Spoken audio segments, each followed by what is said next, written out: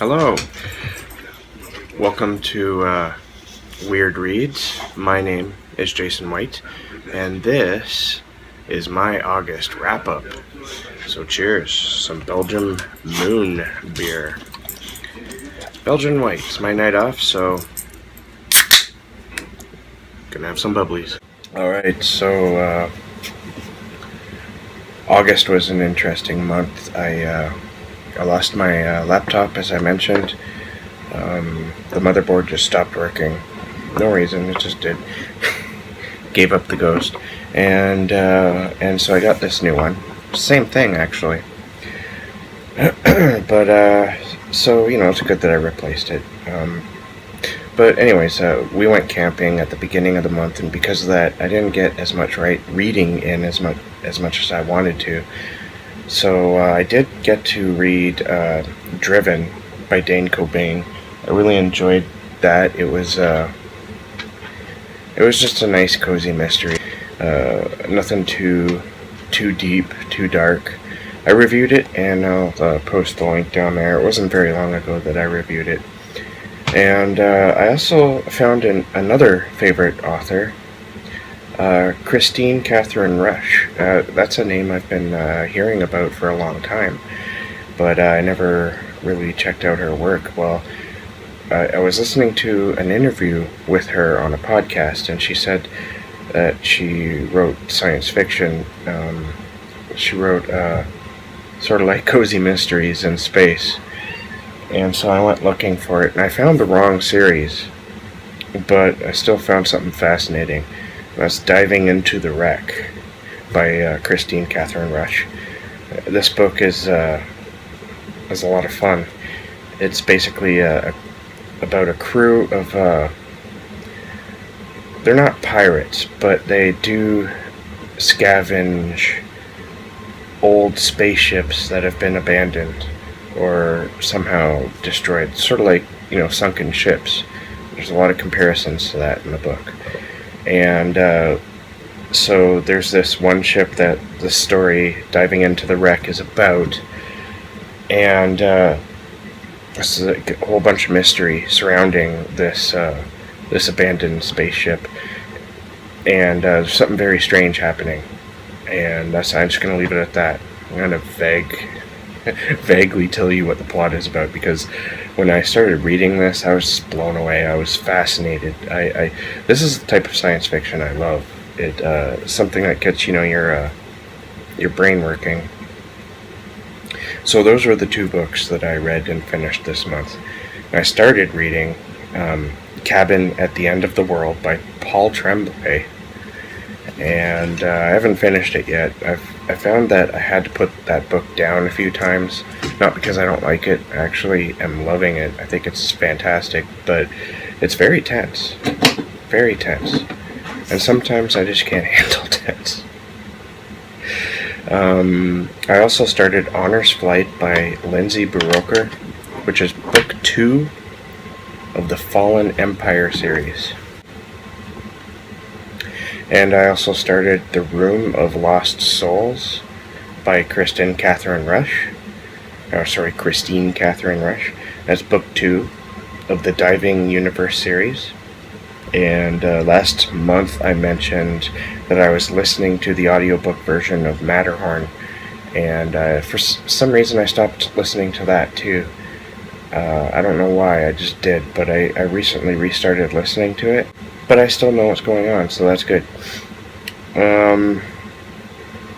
In September, I don't really have too many plans because I'm very much a mood reader, but I am planning on reading The Wizard of Oz with Dane Reads, Dane Cobain over at Dane Reads. He's doing a group read of like a whole bunch of books, and Wizard of Oz is one of the ones he's doing a group read with in September, and so I've jumped along with that, so that's definitely in the plans for September. And so I did that August book haul, and there's a lot of old horror books in there, and that's awesome.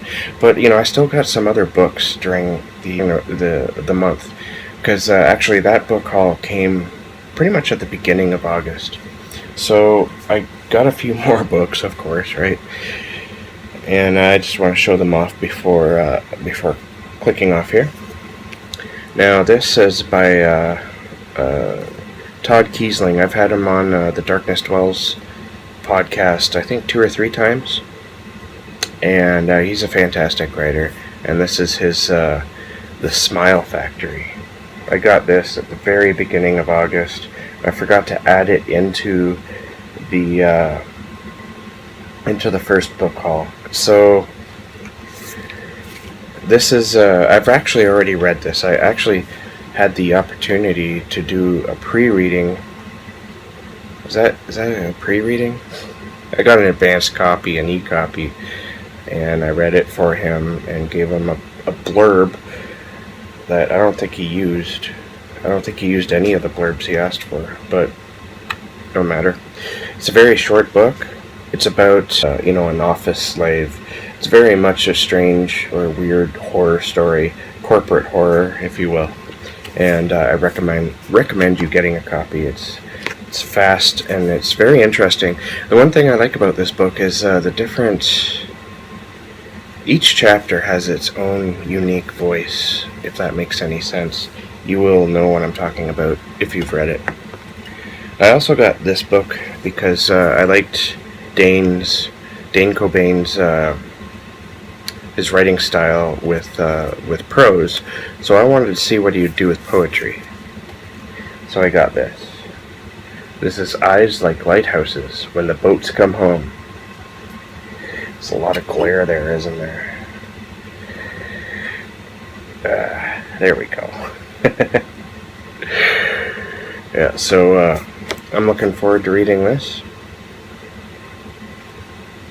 Looks like it's going to be good. Speaking of poetry, Stephanie M. Widovich.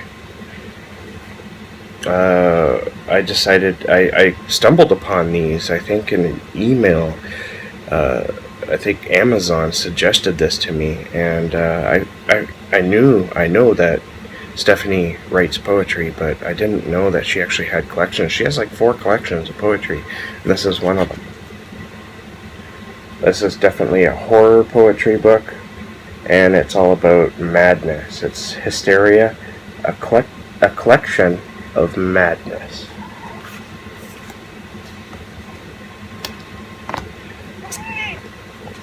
A little creature here, a new kitty. She has a little wound here. I think she might be opening up a bit. She's all over the place. She just got fixed. Her name is Luna. Say hi, Luna. Hi. Oh, here you go. You go lie down and sleep. You're going to get yourself cut. Alright, and I was at Chapters, and came across this. I was surprised to see it. It was $7. It's a hard copy of No One Gets Out Alive by Adam Neville. Alright, so that's it. Until next time, keep being creative, and we will catch you on the next video.